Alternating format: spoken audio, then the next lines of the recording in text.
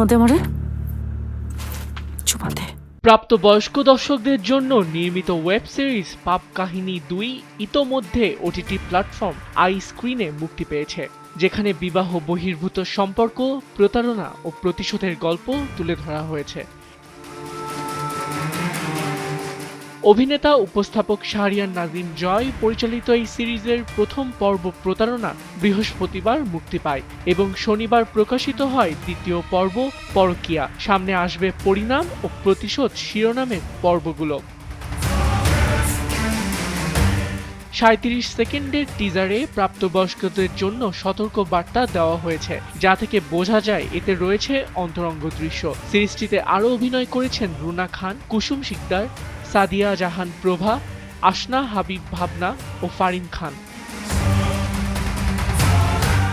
আবিদ খান, সময়ের আলো।